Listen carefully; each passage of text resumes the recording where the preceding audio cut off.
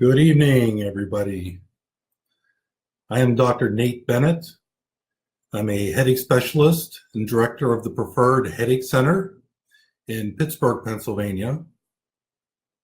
Tonight, we're going to talk about the comorbidities of migraine. So first I want to define comorbidities because that's not a common term that everybody uses. Comorbidity describes two or more disorders or illnesses that occur together. Now, one does not cause the other, but they can make each other worse. So let's talk about the number of comorbidities associated with migraine, and there's a lot of them. Since I can't share my screen, I'm going to have a few things for everyone to look at. So let's take a look at the comorbidities. And there are a lot of them. Cardiovascular comorbidities, heart attacks, high blood pressure, peripheral arterial disease, which is blockage in the arteries in the extremities, in your arms and legs, Raynaud syndrome, patent foramen ovale, mitral valve prolapse. Nervous system comorbidities, epilepsy, which is seizures, essential tremor, Tourette's, irritable bowel syndrome. Now, some people would say that doesn't belong in nervous system, but I believe otherwise. Restless leg syndrome, and teeth grinding and clenching, which is a neurological disease that ends up causing temporomandibular joint problems. Now, one more list for you.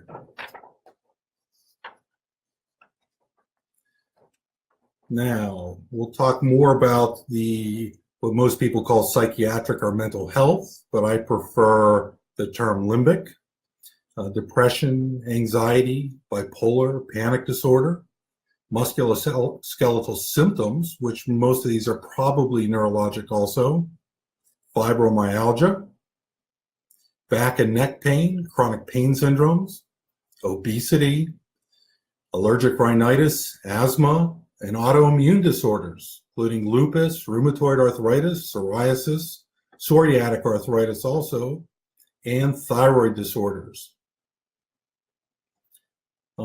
Two other ones, comorbidities, are sleep apnea and snoring, and insomnia.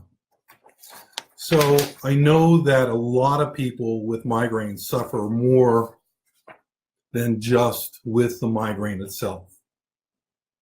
There are a lot of other pain syndromes, and a lot of people get used to having pain. Unfortunately, for a lot of people, another day with pain is just another day.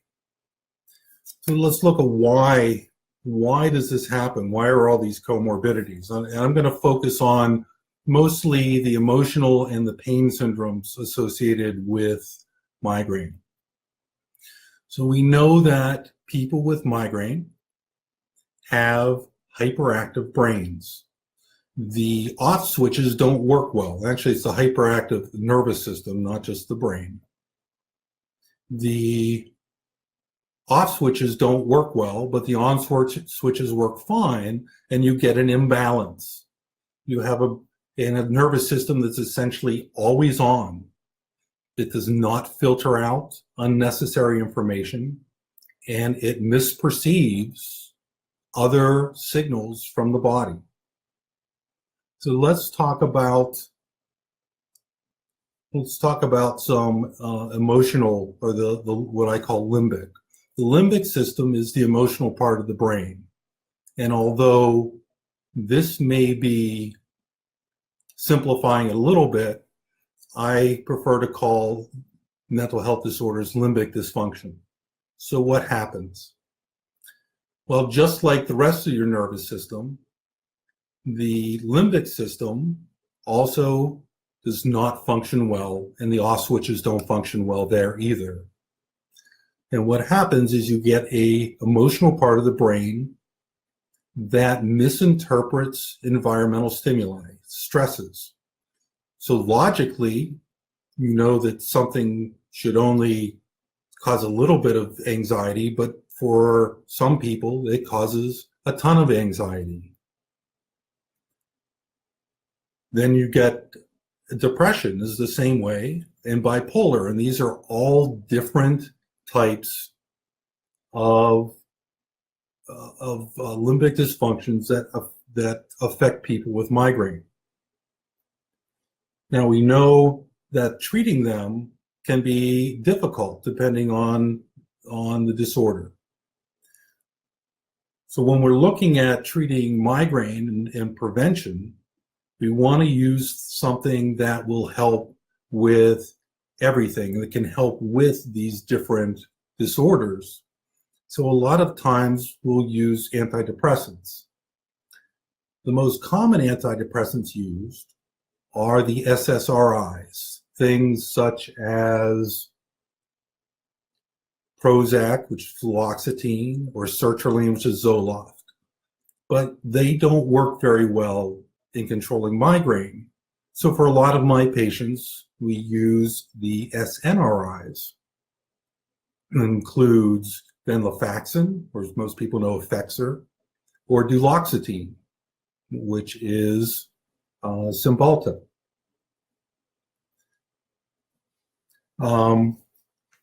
And that's just the start. So we know that these disorders are extremely common.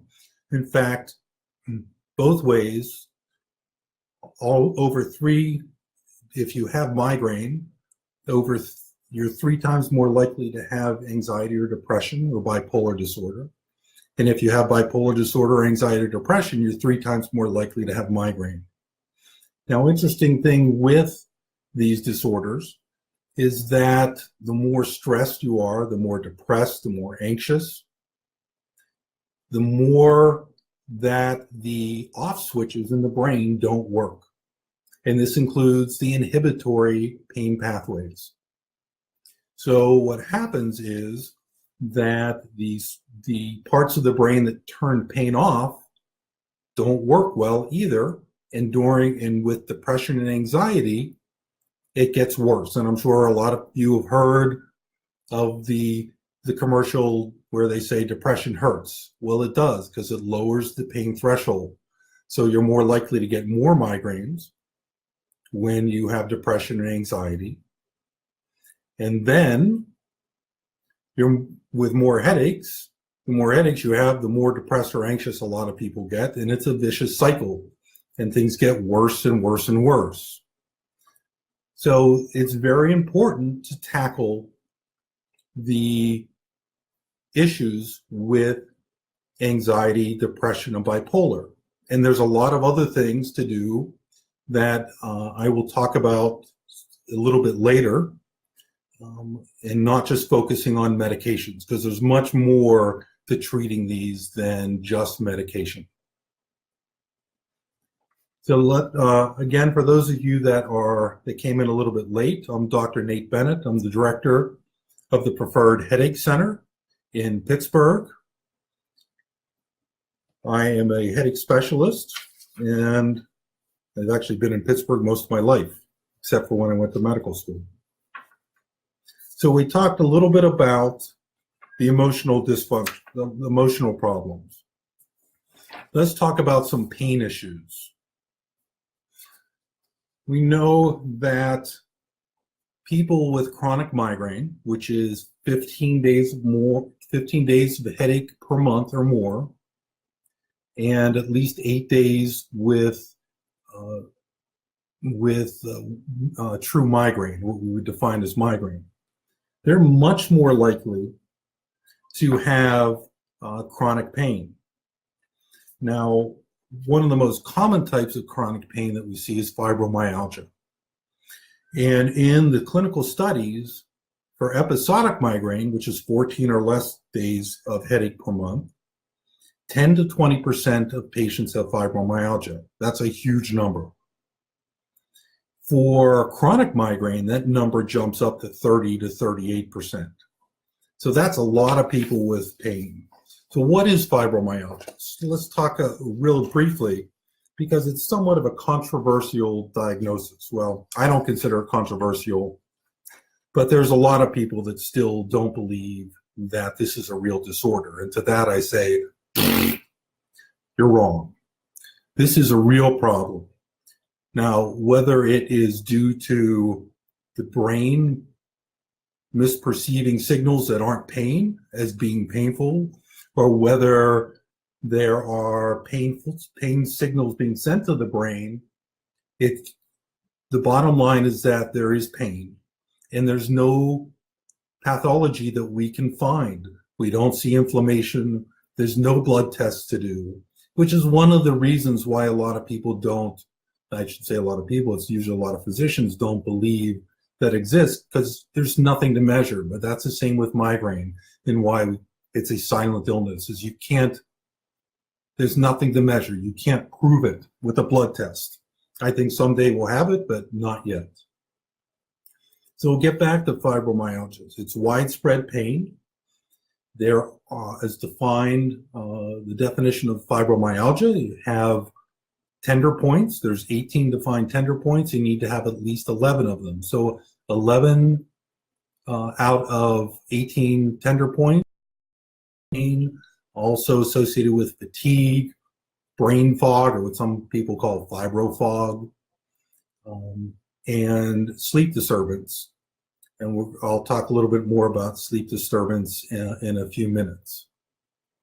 So fibromyalgia is a big issue. Now, we treat that very similar to what we do for people with depression and anxiety, the SNRIs.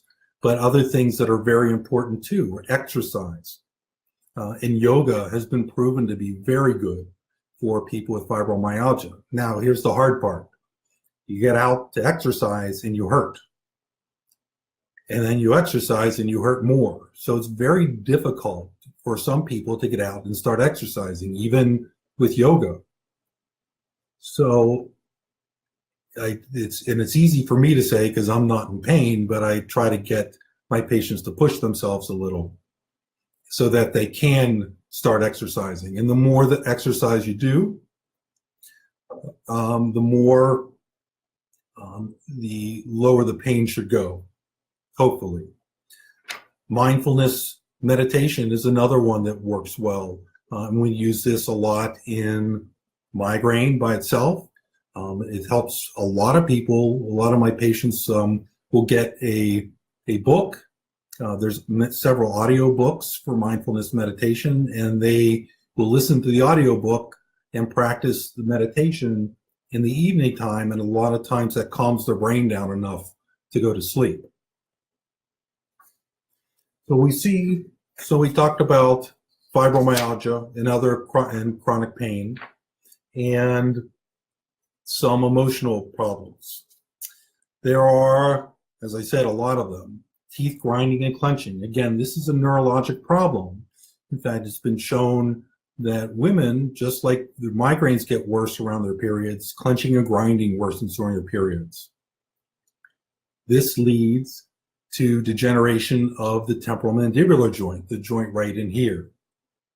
And as that wears down, that can cause pain and trigger more headaches. So headaches beget headaches. You have headaches, the more headaches you have, the more teeth grinding and clenching you do, and the more this joint wears down, the more pain you have, the more headaches you have. It's a vicious cycle with a lot of these comorbidities.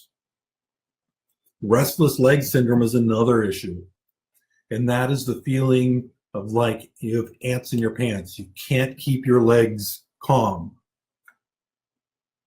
That poses a problem for a lot of people trying to sleep. It's also can be very uncomfortable, and some people have difficulty with restless leg syndrome during the day too.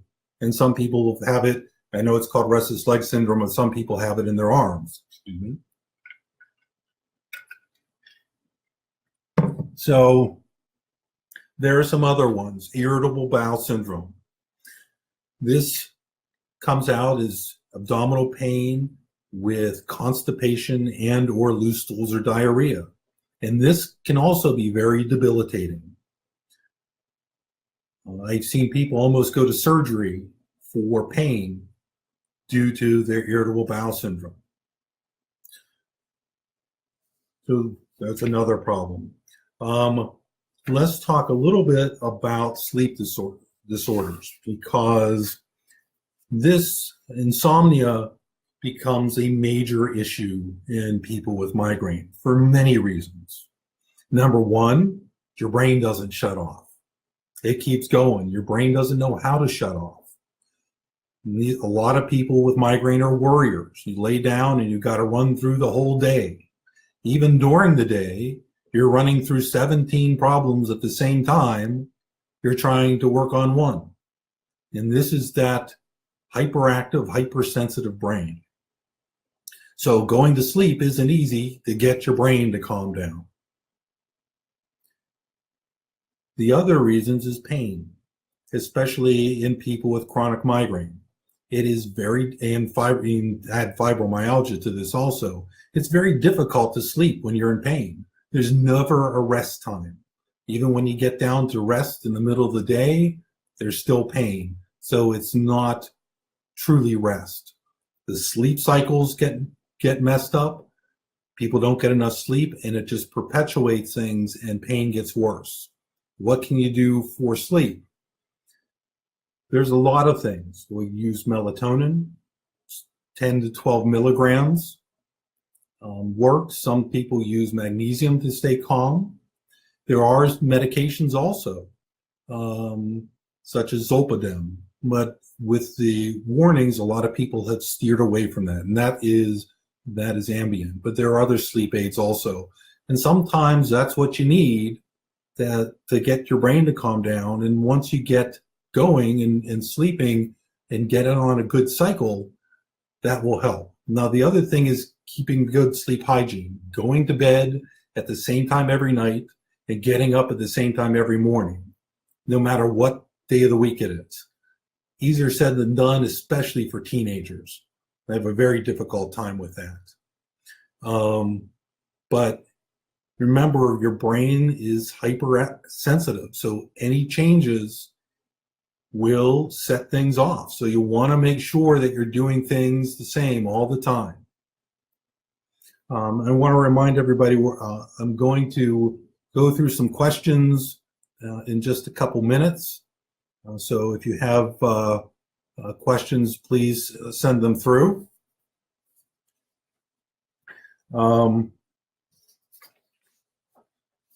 Then,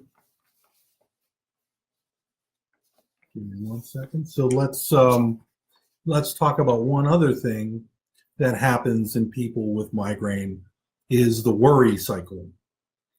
Migraine tends to take over your entire life.